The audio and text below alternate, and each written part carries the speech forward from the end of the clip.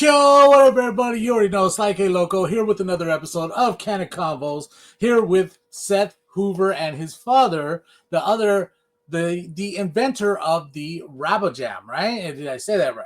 Yes, the Rabbajam. Now, for those who don't know, the Rabbajam is a new bong. It is cool ass bong. Jesus, man! Like I was looking back in your page and I was looking at the prototype and all the video that you sent me and everything. I'm like, man, that shit is beautiful, brother. I think you're onto something. So this is going to be a new product. We're going to get into his story and everything like that.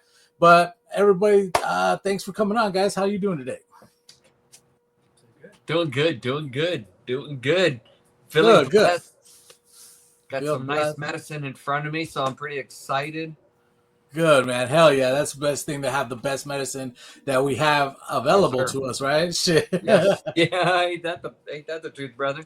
All right. So for those who don't know, Seth is on Instagram. I think you do have a YouTube. Do you have a YouTube? Not yet. We're going to be setting it up later with my web developer, Joshua Aromo Torres, soon once we launch. Right now, we're in campaign mode for Rabbajam Industries at the moment. Our launch is in February, coming up 2025 in Las Vegas, Nevada at Champs Trade Show.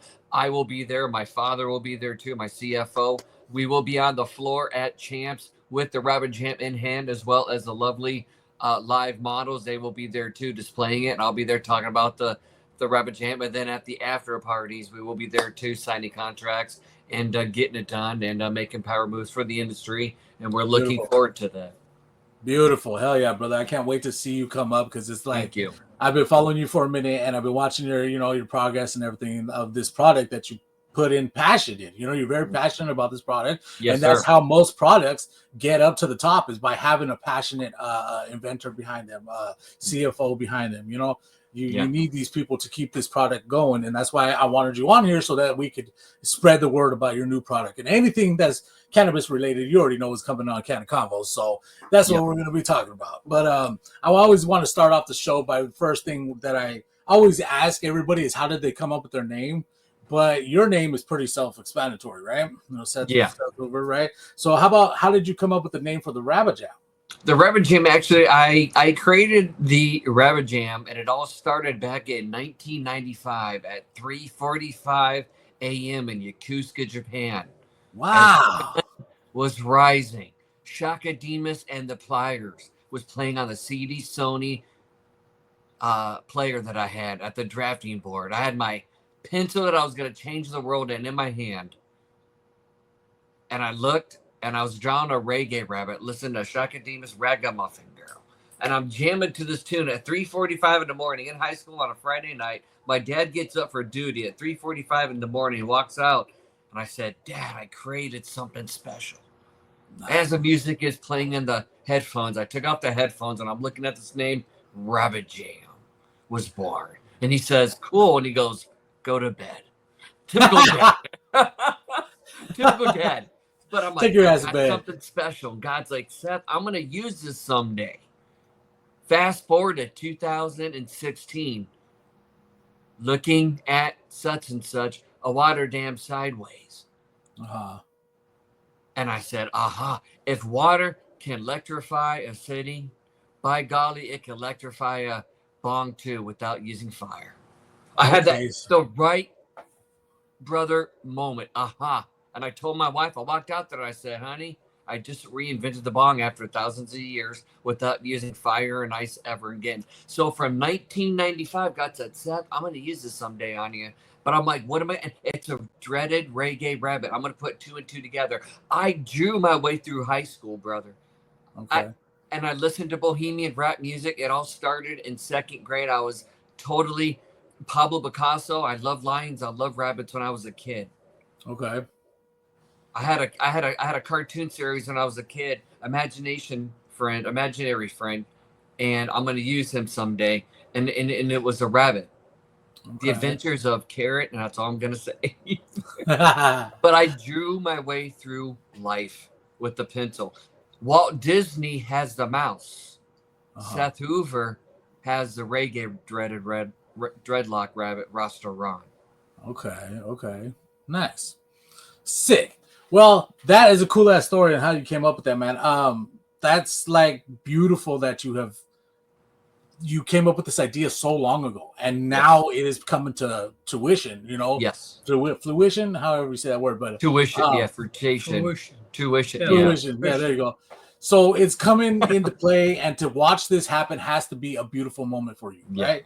Like exactly. You have to and Dad, you have to be proud of him because this is actually something that has come to term, and I'm sure he's been talking about it for a long time. Well, right? he has, and what blew me away was when he was in Japan, he stayed with it, and he kept it going, and then he brought it out a little later when I retired, and we started dinking around with it.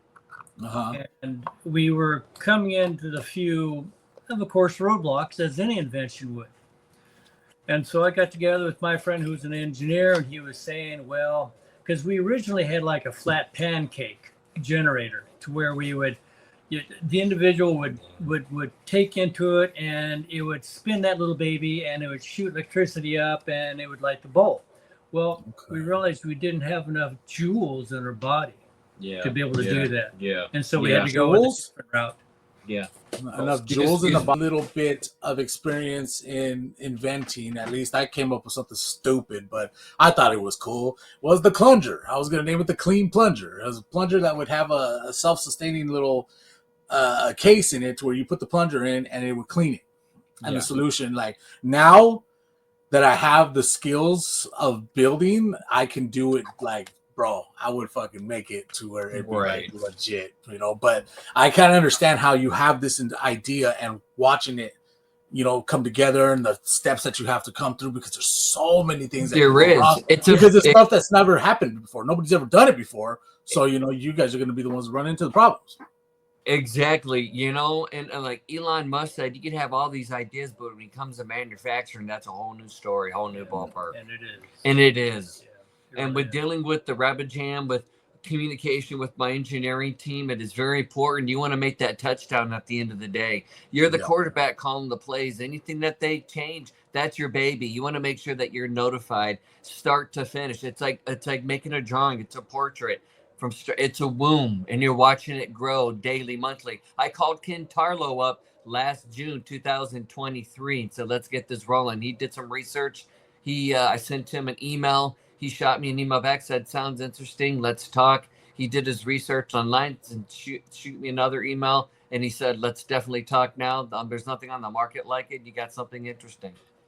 Hell yeah, man. The rest is history. And here we are today. And what is the process of making the prototype? Process of making the prototype. If you have an idea, you have to do your research online. Google product research development. Have an invention, pop it up. That's what I did. I typed in ideas, inventions on a Google, and his company, Ken Tarlow Design, popped up within the top 10, top 5 research product development companies in the United States. And he's on the West Coast in San Rafael, which is just a suburb of San Francisco. So I basically said, okay, I have an idea, Seth, but let's get it out there. In 2016, all the engineers said I was ahead of my time. Yeah, shit, it sounds like it is ahead of the time. From the videos that I was looking at, it looks like, well, it's futuristic. Elon Musk. It's basically, I don't know, how would you explain it? I don't want to explain it wrong. Well, it's basically all you do now. This is antique. Instead of, you're going to put it in your bowl, instead of you worrying about breaking this now, instead of paying $15 to $20 for a 14 millimeter, you're just going to have a regular bowl now, and you're going to be able to put it in the basket, whatever, put it in the Rabbajam, put the lid on it, shut the lid. All you're going to do is click it 4 times, heat it up to your preferred temperature, control it with an LCD screen from like 375 up to, I do believe, to 575. But we're going to play with that temperature. We're still in R&D right now. We're going to be going to manufacturing soon.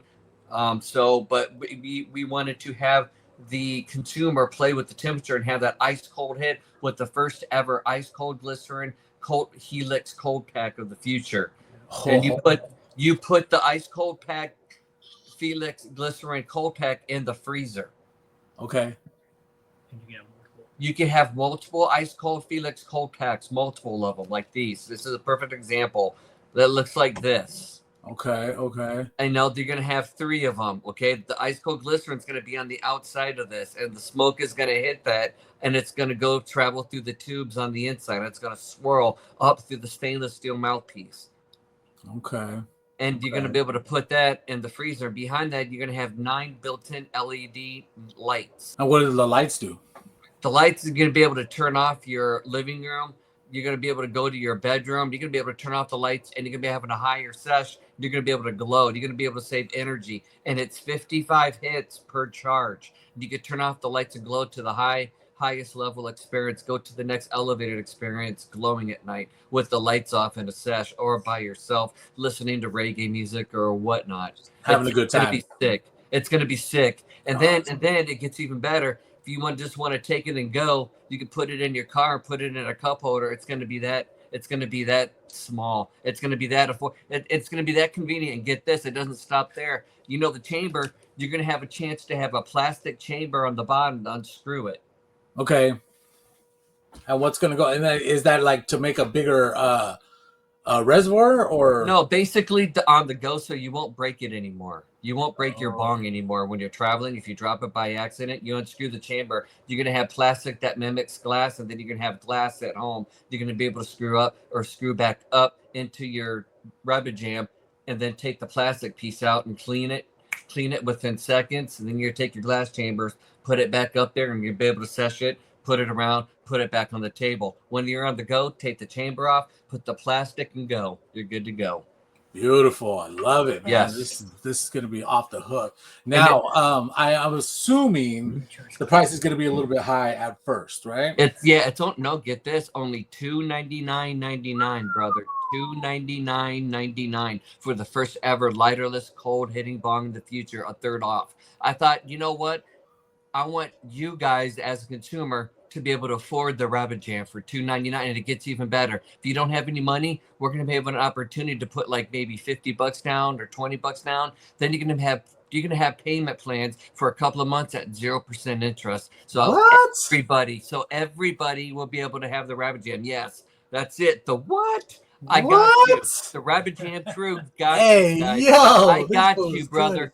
Only $2.99 instead of $4.20. I dropped the price for $2.99. Get it while it's hot, guys. We're gonna sell out this month on the 21st. Go sign up. It's gonna sell out for $2.99. New technology. Elon Musk has the robots. Seth Hoover has the Rabbajam for only $299.99. The Rabbajam. I will definitely be putting the link right here up on the bottom to the website so that people can pre-order. Right here. I will be no, not yet. I'll put it on the I'll put it on the editing and everything. Sounds good.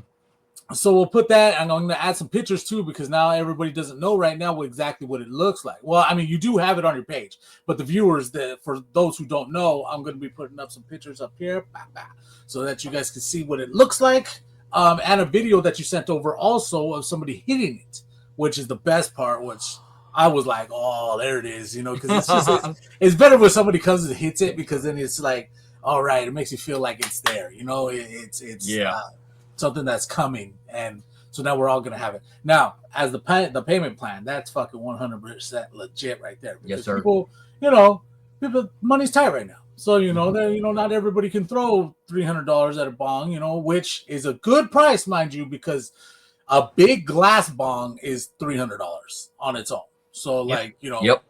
And it's breakable. It definitely fucking breakable, which everybody out there knows the feeling of breaking a bong. Yes. It's one of the worst feelings. Yes, it is. The whole world stops. And then it shatters, and you're just like, you get that for that split second. You're like, I'm never gonna get another bong like that. And I got a story behind that one. I got a bong. I called it the Purple Rockstar in 2016. I got it from Europe, and it came in like a carrying case. I bought it for $600. I had it for a month, and my portrait that I have right here cracked on one side. Portrait that I drew in second grade fell off the ceiling when I hit my from my office chair onto the table, and it fell, and it went straight onto the Purple Rockstar. Just not even a month, bro. $600. My wife's like, well, so much for $600. I said, yep. I started crying. I'm like, no. It is. So I think that is the future of bongs is going to Yes. be unbreakable because It's going to be unbreakable. Exactly. And it's going to be to where you can break it down and clean it. Yes. Cleanability, less material. You're going to save on gas. Going to Walmart or the dollar store, you're going to save on material now. You're going to save on energy. At 55 hits, it's green, blue energy without sucking a butane. That's 4. And then you're going to just save on just being at home, turning all the lights off, electricity. That's your 5th one. Yeah, no more alcohol sitting around. Yeah, no barely more anything. Salt. You get to put it in your dishwasher, the chamber. It's that easy to clean. Yeah. Really? Yeah, you just swivel it up, put it in your dishwasher. Huh. Because you just mentioned no alcohol, and I was like, well, how are you going to clean it without alcohol? But you can have alcohol on it. Like I said, this is going to be the first time. It's a glass chamber. You just swivel it on there. So I assume you're just going to have a little bit of alcohol, a little bit of salt. Yeah, I would use a little bit just to clean the the glass salt part. and dumping it in there. Yeah. Remember, those days have come and gone of breaking it and breaking these. Done. And like Snoop Dogg says, drop them like they're hot, brother. Drop them like they're hot. Let's go. So much for this. No more this. No more build-up. If there is a build-up, it's going to be Please don't drop it. Please don't drop it. Right? Because everybody knows the feeling of dropping a bomb is Yeah. the worst thing ever. I came up with an invention for that too. Ooh, what? You say what? Yeah. I came up with an invention. Ooh. Yes. Ooh. I got a bunch of. This is where the magic happens in here. My office and the garage. A lot of great things happen in the garage, brother. Yes. And one thing about being an inventor is once you invent one thing, you want to invent more. And so you start being like, you put a lot of work into it because it's a passion. Like you said, you built it. You birthed it. You birthed this idea. But now I also want you to be ready to know that, like, the way the world works, man. If you have a great idea, sometimes that great idea gets spread around. Other people are going to take it. It happens. I feel like when you have a great idea and you put it out in the world, it's not yours anymore. Once it goes out in the world, it's like anything could happen and they could take the shit. Same thing goes for people with strains. People create a strain, they don't want it out. Finally, it gets out, and then boom, the whole world has fucking Gary Payton or Cheetah Piss or the new shit, right? Strawberry Cough was back in the day. But I just want you to be ready for that because it could happen, Yeah. And fucking business is cold-blooded. Everybody knows business is cold-blooded. So. Yeah, a bunch of sharks out there, bro. Sharks, man. And so it needs to charge, right? Does it charge by USB-C or? Yeah, it's a USB-C number. If you have a Samsung charging phone, you could use your USB C7 or C9 or something like that, or C7 mini USB charging cord. If you have a Samsung, it will work adaptable with your Samsung cell phone charging cord. Okay, yeah, so that's USB-C. Nice. USB-C, and how long does it stay? Yeah. You said it stays charged for 55 hits. Yeah, you're gonna have 55 hits per charge. Per charge. Now, how long does how long will a charge? I know that's kind of hard to predict how long it would be, but 55 hits, that's a lot of fucking hits, dude. That's at least in the life of the bong, supposedly from my lead engineer Ken Tarlow said 277,000 hits for the life of the bong, the Rabbajam itself. 277,000 hits.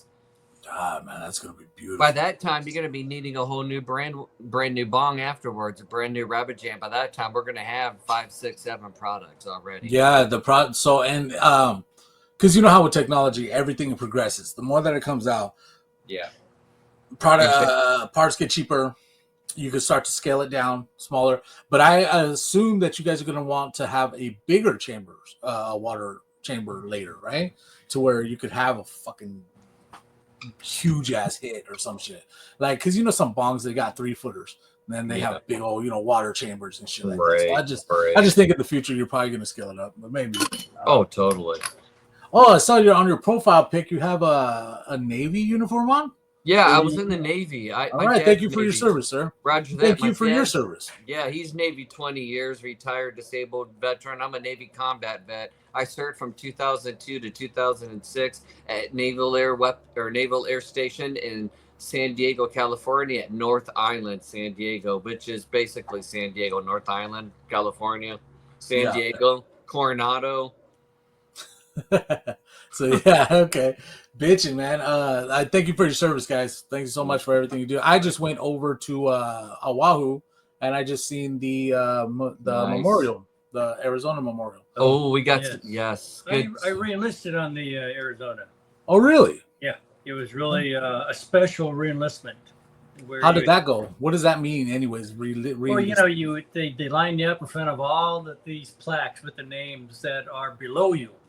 Okay.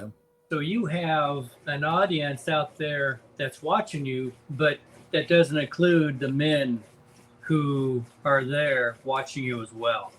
And that's what's really a special moment, that all these guys sacrifice to the fullest, where I only contributed, you know. And so, you know, how can you repay them? You can't. You keep them in your mind. You don't forget them. You honor them each and every Veteran Day. But the deal is we need to remember them. They gave the most for our freedom to what we can do right now. Yeah. Yes, and it was a horrific. Well, war is horrific, but it was a bad way to go. You know, it's just hitting out of nowhere. You weren't expecting it. Just just attack. It was very much of a surprise. Yeah, a surprise attack, which I've always said. Now this is going to go left field, but I've always said that America, there's only one reason why we have not been invaded. And there's attacks, but invaded, they can't come onto our land because everybody's strapped. Everybody has a gun. So it's different as in other wars and other places where the civilians have to leave and then the other army comes and then they fight the army, right? Armies fighting armies. Not in America. In America, they are not going to get very far down the street when every person has a weapon and can defend themselves. True. So, the prime reason for military is to keep it over there and not here. Yes.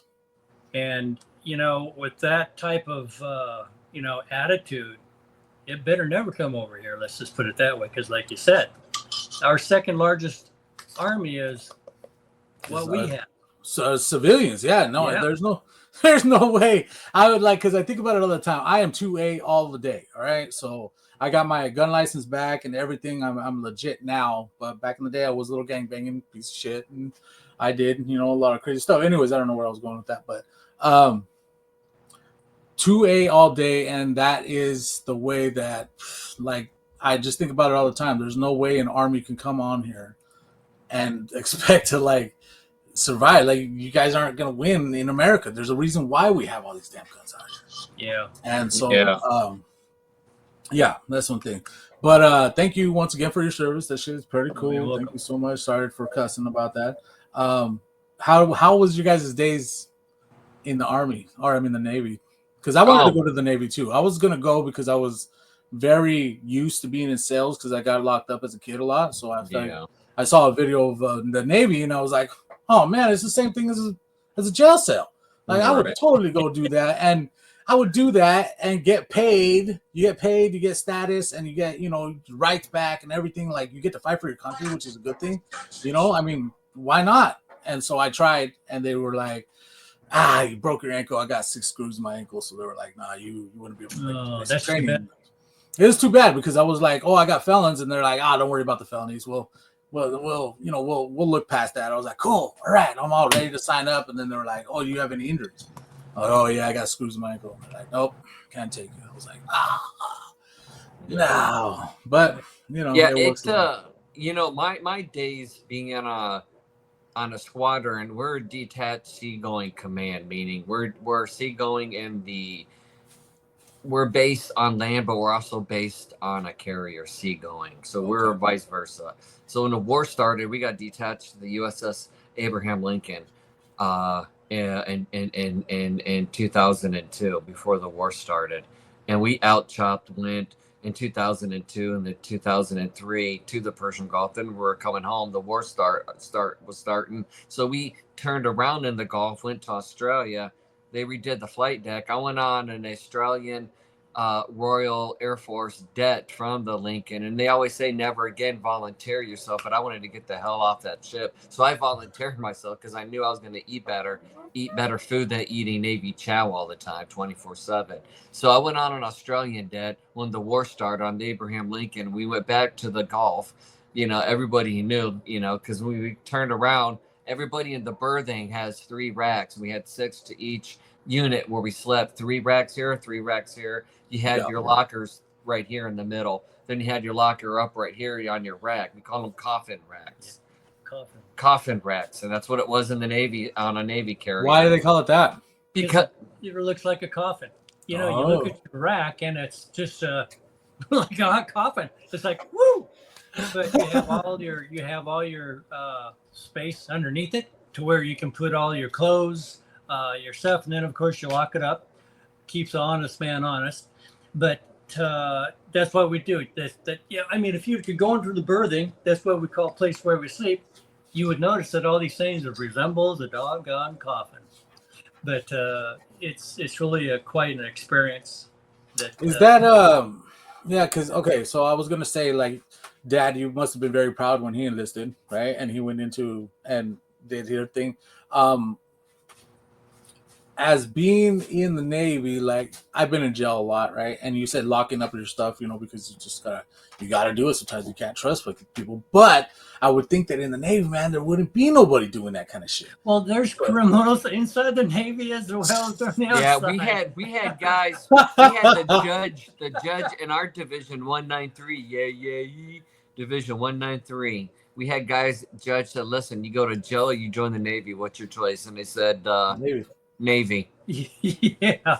You go to fucking Navy. So I can, totally. My Navy days, I joined after September 11, 2001. Me and Dad had the old man talk, the fatherly son talk in the kitchen I remember up against the sink, and I'm like, well, I think it's about that time I joined. I was married for 36 days, had a divorce. My son, I had a quickest Hollywood marriage. So I had to, my son, what can I do as a single dad being divorced at the time, my early 20s, so I was 24 at the time when I had my son Riley. He's now 25, big guy, big boy in Wisconsin. I said, I need to join the military. And my dad's like, it's your calling, it's your time. And I went to boot camp in 2002, Great Lakes ROTC in Great Lakes, Illinois for 12 weeks, 2 months. I'll never forget it. I was captain. Navy week. They call it Hell Week in the Navy. You work 12-hour days in boot camp. They get you prepped for being on a boat 12-hour days because there ain't no days off till you hit port call. Yeah. No, I feel that. Oh God, I really don't like to compare it to jail, but that's what they did in jail. When you were a trustee, you go down, you work in the kitchen for 12 hours a fucking day, and you only get one day off. We had our own jail system. They said military's like the jail system. We had our own I Fly You Buy program. We had our own Craigslist on the boat. We had everything on the boat. What you got? All right. What you got? All right, brother. I'll get this for 20. Give me a pair of socks. You got toilet paper? Oh, smack. Is it soft? All right. I'll score you another 20 if it's even soft. Hey, I'm like, yo. I got that 2-ply, homie. I got that 2-ply. I got the 2-ply. Exactly. That's exactly. And I got the Crest toothpaste and the 2-ply. For reals? Yeah, boy. The other guy over there's like, yo, I haven't seen Crest in years. And Archie and Valar be like, geese. We shit, it's got the 2-ply geese. Yeah. It's all good. It's crazy. The similarities are crazy, man. But you guys actually get prestige, and you guys get looked upon like you're doing the right. Yeah, you guys I tell doing you what, the right man. thing and shit, and you're not like fucking being looked down upon and have to go through as much crazy shit. I'm sure there is crazy shit. But. Well, you were saying being confined. The Navy really puts you in a position where you have to accept that, and so it goes with the flow. And so you really don't think about it, but we're going to go. Yeah. We're going to go. You're out at sea and the nearest land is underneath you. And, in the Navy, remember, you don't have to know how to swim. They teach you how to float. Okay. I was about to say. So anyway, and then you got these kids that have different reasons for wanting to go home, and they do it. Some make it, some don't. But the thing is the Navy is just like any other job. You have good days, and you have some bad days. The best Navy is life.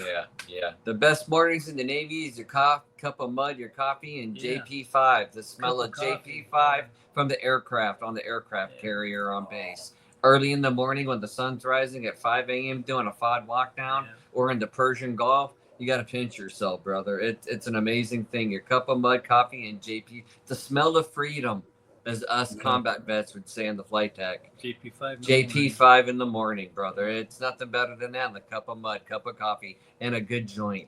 There you go. Need the joint. Now, sooner or later, the federal ban on cannabis is going to come up, right? And it's going to come up. It's going to get passed. 1, 2, or 3. Now, you guys, when it's completely legalized, federally legalized, and veterans and everybody who needs it in the Army is able to partake in this medicine that really does fucking help people.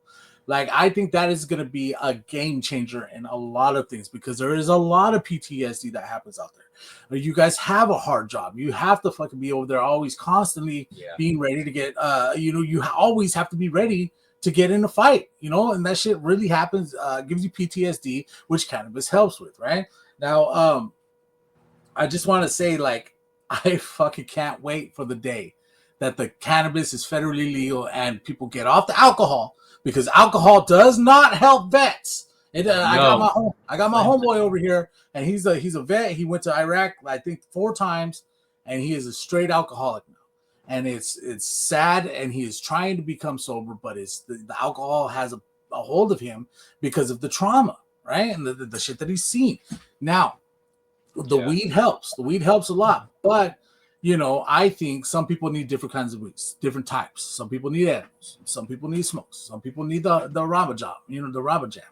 Some people, there's, because with cannabis, for those who don't know out there, which you should know already, but there are different side effects, I would say, different effects that happen with different ways of ingesting cannabis. So a bong hit, right? Take a bong hit. Boom, you're going to get stoned real quick. You're going to get real high up here, but then you're going to come down pretty quick too. Joints, more even, but you're smoking it for a long time. You stink. There's other things. Edibles kick in 5 times what a joint or a bong would do. So, there's all these things.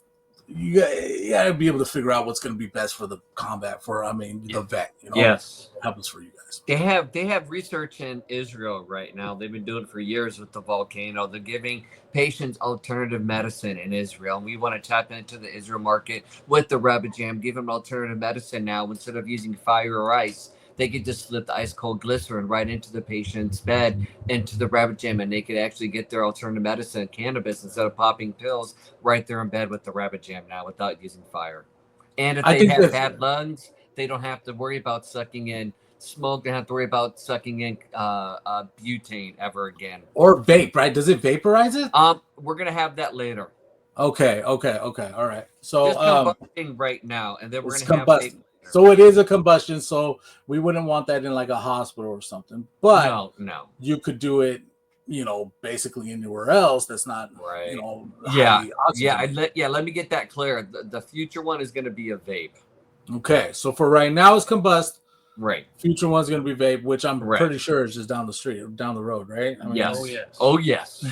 Oh yes. We got plans. So, that's all I think you should keep both of them. Really. I think you should do both, because there are people like me who don't like vape. I don't like it.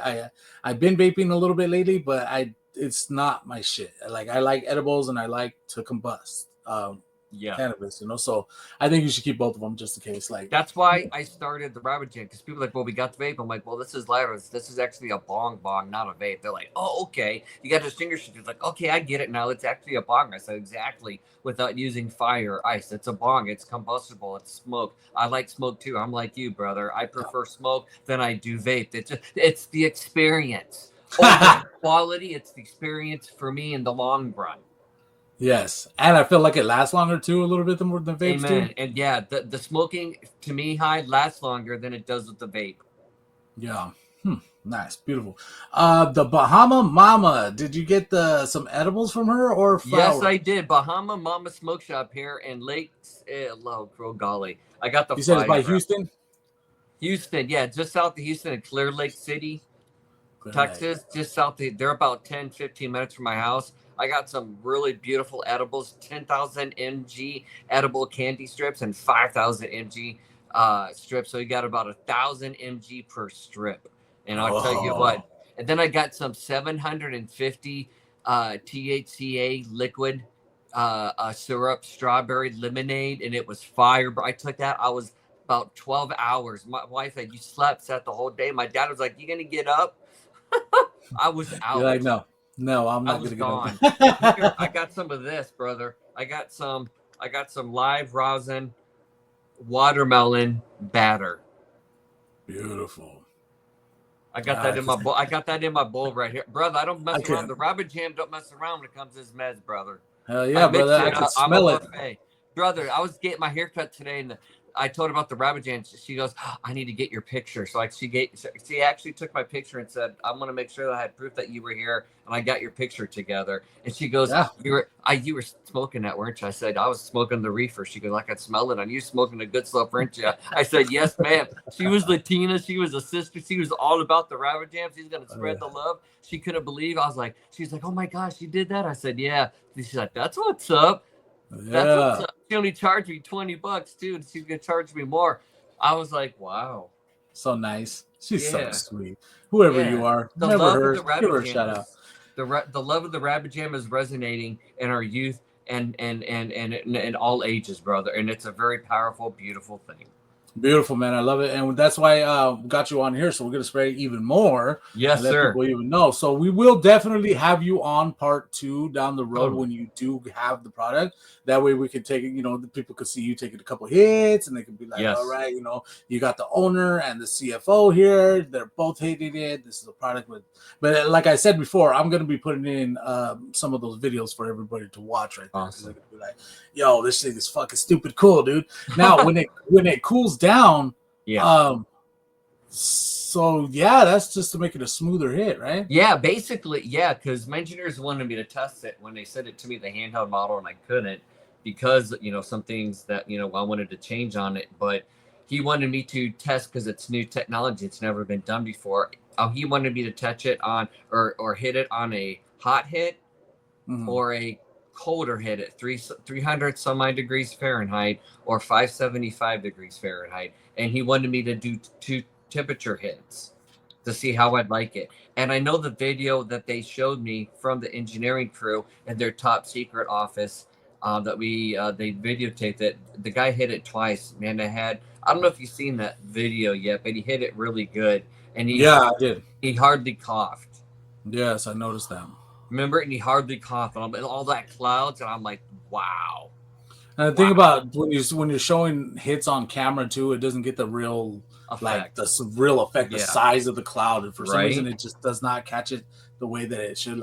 And when you see footage of people blowing real clouds of fucking bongs, they are dying. They're dying after that shit. Yeah. They're fucking coughing, oh god, because if it's big enough to see on camera, then that was a big fucking hit. Well, with the ice cold glycerin Helix cold pack now, the future, you don't have to worry about coughing now. It's going to be cold hits. Even you can control the temperature, hot or cold. It's going to be cold continuously because of the glycerin. Once it hits that glycerin, it's going to be ice cold. Yeah. So with controlling the temps, can you switch out the bowl with dab bowl? That's going to be. We're going to be doing something with that later possibly. Right now it's flour, but because it hits at 575. Dabs hit at 400, 300 something degree. I don't know. I'm not a dabber, so I don't know. But I know neither. There's a lot of people I'm out more of a flour guy. I'm more of a flour than I am dabs. But I'm sure you could put you could put shatter. I'm sure remember, I've never tried this, but I assume you could put shatter on top of your flour inside the Rabbajam in the bowl, on top of the flour only. I do not recommend putting dabs or shatter or oil or hash or anything alone by itself in the basket. It might clog. I don't know, but I advise against that. This is only made for flour. Remember, this is a bong, not a dabber. This is a futuristic bong. It's a combustible smoke bong. But I got a feeling you're going to be able to put shatter on top of your flour on the Rabbajam and mix it. But I advise not to go so low. Use flour, shatter on top, and hit it because it will melt into the flour and combust. Take out the bath, dump out the bowl, put it back in the Rabbajam.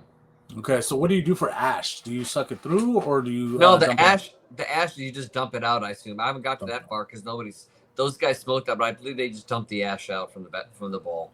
Okay. Okay. I made it easy to clean for you guys. Just dump ash it, tap the ash, you're good to go. Good, beautiful, man. That's one thing about bongs, guys. If you get anybody out there, if you know about bongs, you got to clean them fucking things, man. Yeah. The cleaner the bong, the smoother the hit. Yeah, exactly. I wanted a smooth hit on the Rabbajam, easy to clean. I did that. Less material. You're gonna save on gas. You're gonna save on electricity. You're gonna save on health. That's 6 things already. Now you average that out throughout the whole year. Add up all that taxes, material, gas, coming and going, electricity at the house. Like I say, add all that up at $299.99. That's a steal. That's a deal of a lifetime.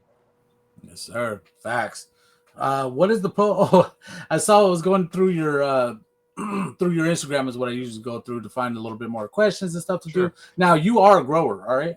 I wish I was. No. So you're not a grower. Okay. Now I was looking back in your post and there was a post with like 11 jars of bud and like a bunch of that was just a post I found on Facebook. Yeah. Okay. All right. I thought that was yours. I was like, dude, I was sitting there, I was looking at that and I was breaking it down because I'm a grower. So I use those jars and those jars hold about 3 ounces per jar. I was like, God damn. Where are you based out of? Are you on the Washington State? Yeah, Washington State. West Coast? Yeah. Nice. Washington State, and over here I have my medical license, so I can have 15 plants. Oh, nice. And I know Oregon can have 4 plants. Everybody can grow 4 plants in their house without a permit. Right. I know in Arizona it is 24 plants, 12 plants per person when you're married. It is 24 plants per person, medicinal cart every 2 years to sign up, re-up. And I thought, and see, we're going back. That's why I got that picture, because I said, I'm going to do that someday. I'm going to have my own garden and grow my own with Rabbajam Industries. And I'm going to take the Rabbajam and grow my garden. You guys are in Texas, right? Yes, sir. Okay, so that's why. Wow, Texas, man. Yeah. I love Texas. I love a lot of people that come from Texas. I love Texas music artists.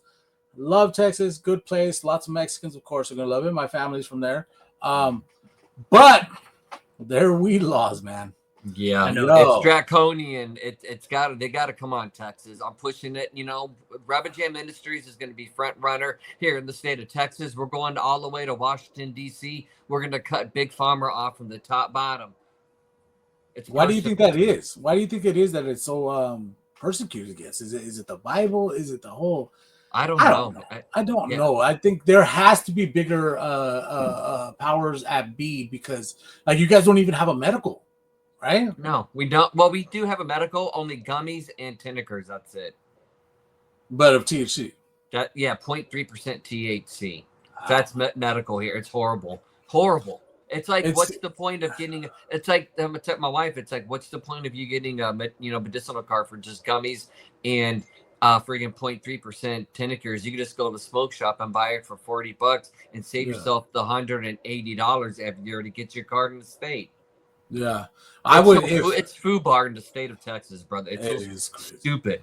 Fucking insane. And which is crazy is everybody around you is going legal, right? Or has a medical. 78% of Texans here in the state of Texas, 78% want it legalized in the state of Texas. And they're using. Oh yeah. All these people who are like no, don't legalize it, don't legalize it. They have a stake in the black market. That's probably what they're doing. Is because they probably fucking making money off this shit. Oh, you know it. That shit fucking blows me. I think the only way that Texas is going to change is if you get some younger people in the government system, senator or anybody, to where it's going to make that difference. Then I think you're going to see Texas, Wisconsin slowly turn around, but it's not going to happen overnight. But I think it just happened. It's going to go by generation. Excuse me, guys. I got to use the bathroom real quick. Yeah, go for it. I think you're right about the generation thing, because it was. I don't want to say, I'm by no means saying you're old, okay? But what I am saying is that like your generation is one of the, how do I say, the trailblazers. Like your generation is starting to change the thought on cannabis, because the generation before you were totally brainwashed on, hey, don't fucking smoke. It's evil. The whole reason why I don't call it marijuana I call it cannabis, is because of how they tried to scare people about Mexicans. Exactly. They were like, yo, it's coming from Mexico, so don't smoke it. You know, it's the Mexican weed and all that shit. And it's like, oh my God, like I cannot believe people believed it. And, you know, for the ones that didn't believe it, you guys are the trailblazers who are actually coming up starting to change the fucking laws. Well, you know what's really neat about that is the fact that we had a president of the United States who was in the Navy, and he was injured on his PT boat. And we all know the story of John F. Kennedy. Yes. While he was in the White House, he did cannabis to relieve his trauma, his injuries that sustained while he was in the Navy on that PT boat. So, you know, if the president of the United States is taking something illegal, but it's helping him, why are we in this position? Why are we in this terrible mindset of it's evil, it's going to cause more problems, it's going to do this, when, like you said, alcohol is the number one problem? Yes, I'm 100% with you. Alcohol is the worst thing, like causes so many deaths, so many beatings, people change. I was alcoholic for 16 years, so I know I went through it. I put my family through shit, man, all because of that stupid ass alcohol. And it just blows my mind that it is completely normal everywhere. Like, it's completely normal to have bottles and bottles at the grocery store. You know, to be able to buy as many bottles as you want, you're fine. You know, but you can't have any weed. Like, really? I know. And you know who would benefit the most for marijuana is the doggone older generation. I mean, older than I am, because you go into Walgreens in Phoenix, and they have nothing but a whole section of the alcohol stuff. Not that shit money.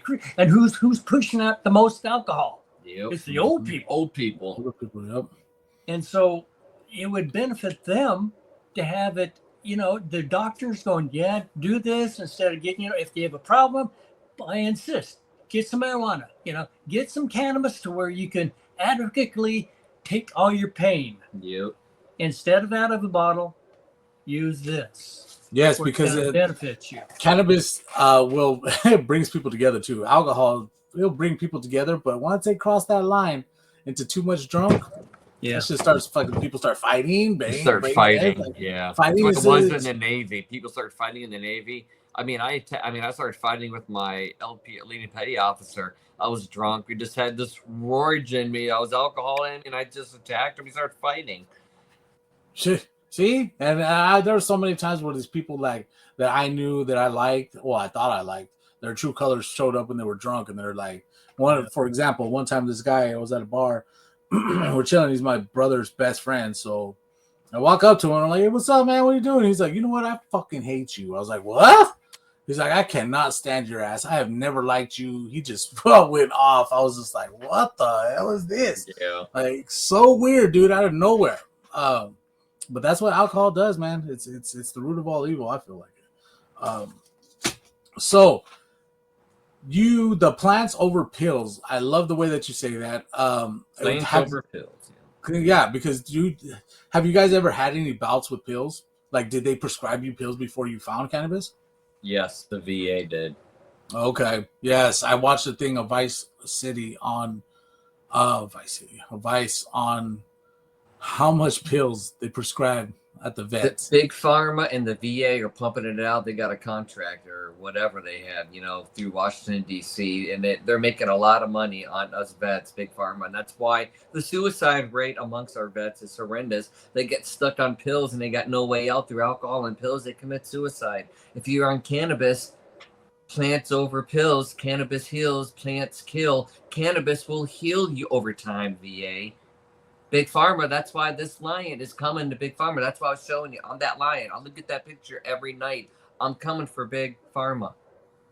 I have a mission. I got injured with anthrax by Big Pharma in 2003 on the USS Abraham Lincoln. They medevaced me because, come to find out, it was an experimental anthrax shot. Experimental. And you think they would tell us? No. And the VA, but come to find out, veterans were dying, getting sick from it, and getting discharged. That's why they discontinued it in 2004, 2005. Because of me, a leading dermatologist crew, presidential staff, President Bush himself flew out his dermatologist staff from Washington, D.C. to look at Airman Hoover, me, while I was on the USS Comfort in the combat zone and the war after it started in 2003 in a combat zone to look over me. They medevaced me off the Abraham Lincoln. They didn't know what. I had hives in my mouth, my feet, my scalp after the second anthrax shot. And I told these corpsmen, I said, I'm doing this against my will. It's funny, we're sitting here defending freedom in Iraq, but yet we don't have freedom on our own ship. Did our own command know about this? That's why I speak of the lion. It is personal. Yeah, that's a hard one to talk about because it is true. These officers, I mean, top guys, they know what's going on, man. They know what's going on. They know that, hey, there's like a possibility this could fuck up the soldiers, and they're like, we'll try it. We got to know if it's going to work or not, and yeah. It's got to be. Now I got to deal with that. It's crazy. So I got to deal with that, but I'm blessed that I got my hands, my feet, I mean, believe it or not. You're still walking. You're still walking. You're talking. Hey, you're here. You have created a badass product. You're living your dream, at least in that sense. Right. I mean, on the bright side. Yeah. I mean, we're living the dream. Like I said, we, through that dream, though, come a lot of adversity. Yes. We lost Aaron Soto, our project manager, committed suicide in 2016. Oh no, I'm sorry to hear that. For Rabbajam Industries. So we had to kind of I was out in the desert. God's like, all right, not your time. Yeah. Until last June, I finally called Ken out because Dad's like, you got $1 million idea. Come on, let's push it out there. Let's go. Let's come on. We're tired of let's get this going. And my nephew's like, Uncle Seth, you got $1 million idea. I want to see that before I die. He's 70. I'm not an old man. I'm not a young man. Oh, well, then we're gonna get this, and we're gonna fucking get this jump started, man. Yeah, we're good. This is gonna go worldwide with you guys. Just help get it out there. Like I said, pushing the word and advertising on Instagram and all platforms. I used to be in radio in the Navy with the 89.1 WSKY pirate radio, where your mornings always sunny side up and sunny San Diego. That's part of my life story, brother. Yeah. I love it, man. So we got to push it out there, and the price $299.99. That is unbelievable for new technology. That is like something you pay for. Like, look at the student glass. Theirs is $600. Mine is $299. Student's a good product, but Student's a good product too, man. That's badass, and I love their product. The Gravity Bong. That is, and that's why. Oh, that one that Gravity Bong. Oh, yeah, $600. Yeah, but it's on sale. Cool. Yeah, they are, and it's a phenomenal company. But one thing, so one thing that the problem for those who don't know, one thing about bongs is the smoke gets stale if it sits in there for too long. When it starts to turn yellow, the smoke's turning yellow, that means stale smoke, and it's going to make it harsher on your throat and shit. You guys don't have that problem. The Gravity Bong has that problem because that whole time while you're sitting like that chamber's building up, it's just sitting in there while you're sucking it out. And so it's like just going to be getting grosser and grosser. Now, a lot of people don't know about that, man. That's something for OGs know about. The more smoke you have in that bitch, the more time that's passing, the more it's getting yellower and yellower and becoming staler and staler. So you want a fresh, like a bong, like you guys got, to where it's continuously fresh cold hits. Continuously fresh. Taste the terps. That's very important with the Rabbajam. We want to make sure we taste our terps on a cold hit. It's going to be tasty. You're going to get elevated. You're going to hopefully taste the terps. Like I said, we haven't tested, but I'm hoping we can taste the terps. If not, we're definitely going to work on that because flavor is all about the hits. Flavor, your terps, and that higher experience. So with the Rabbajam, that will hit it out of the ballpark with every one of those. Love it. Yep. Love it. So we're at the 55-minute mark. We got 5 more minutes. I wanted to thank you guys for coming on. You guys killed it. Absolutely killed it. Great episode. Thank you so much. Dad, I want to thank you for your service. Seth, thank you for your service. You've been an amazing guest. I'm going to have you on again when you have. Love to be on here. Thank you so much for having us. Rabbajam Industries loves you guys. Keep doing what you're doing, and we'd love to be on your show again with the Rabbajam and hand soon. Beautiful. Thank you, sir, so much. Is there any other things that you wanted to plug? Do you have a Twitter? Do you have we have right now, you can follow us Discord? on Facebook. Just type in Rabbajam. There's a couple of Facebook pages. There's a black and white Rabbajam. Just go ahead, and if you want to follow us there, I hardly go to that page. We're going to probably deactivate that page. We're going to have the type in the other Rabbajam page with the cartoon character. It's going to be Jamaican colors. Go ahead and follow that one. Give me a follow on Facebook. On Facebook, yes. Okay. It's going to be just type in Rabbajam on Facebook, and you're going to see the Rastaran. We're going to see a cartoon character with the Jamaican colors. Click on that one. I go live there and on my Seth Hoover account and on my Instagram account, which Seth Hoover 47 on Instagram. We're going to be going live on YouTube soon. We're going to be going live on Rabbajam.com soon. If I'm going to be live on Facebook, we're going to have it where you're shopping at Rabbajam.com. You're going to be able to eavesdrop into my live show and ask me a question about a product while you're shopping and to see if we got it in hand. That's customer service. That's what we're all about, family. It's not just, Rabbajam is not just a product. It is a dream. It is a story. It is personal. When you huff and puff the Rabbajam and you go that next level, you're hitting a dream, my dream. So let's take one puff together at a time. Welcome to Rabbajam Industries. Welcome to the future of smoking. It starts right here. It starts right now. It starts with these going bye-bye. No more fire or ice. It's Rabbajam Industries. Elon Musk has the robots. Seth Hoover has the Rabbajam. Thank you. Bam. Good job. You killed it, sir. Absolutely killed it. All right, first, so make sure everybody go check them out. The Rabbajam is gonna be coming out. I'm gonna want one too. So when it comes out, let me know so that I can pick one up because I'm going to be hitting it, and I want to participate in your dream, brother. I want to help you. So for everybody, make sure to come tap in next week for the next episode of CannaConvos. Lates.